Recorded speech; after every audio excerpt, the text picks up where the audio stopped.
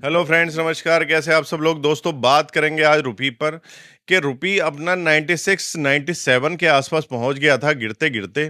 तो कितना अपना रुपया गिरेगा? आरबीआई बहुत कोशिश करती है इसे संभालने की और डॉलर का फ्लो मार्केट में लेके आते हैं वो, लेकिन उसके बावजूद भी रुपया नहीं गिरता। 2-3 दिन से रुकू ही है, उसकी जो गिरावट थी वो रुकू ही है और मजबूती आई है, लेकिन ये मजबूती टेम्परेरी है।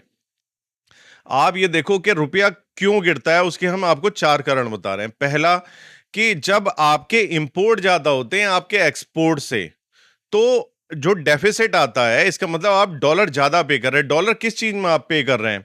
जब इंपोर्ट करते हैं हम गोल्ड, मशीनरीज या मेडिसिन या डिफेंस के इक्विपमेंट या अन्य चीजें, तो सबसे ज्यादा हम जो खर्च करते हैं वो करते हैं हम क्रूड ऑयल में, क्योंकि इंडिया की जो भी एनर्जी है वो 90% क्रूड ऑयल बाहर से ही आता है।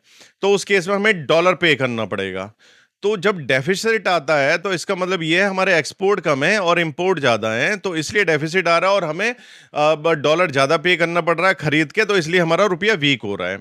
दूसरा, आप ये देखो कि हमारे एक्सपोर्ट क्यों कम हुए हैं। एक्सपोर्ट इसलिए कम हुए हैं क्योंकि इंडिया पे टैरिफ लगा दिया अमेरिका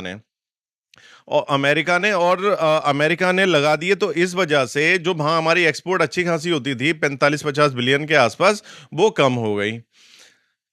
अब जो एफआईआई हैं उन्होंने भी अपने पैसे निकालने शुरू कर दिए हैं। वो पिछले 2-3 सालों से कंटिन्यू पैसे निकाल रहे हैं और वो रुक नहीं रहे हैं, क्योंकि वो देख रहे हैं इंडिया की करेंसी नियर फ्यूचर भी अभी भी मजबूत नहीं होनी, वो और डेप्रिशिएट होनी है।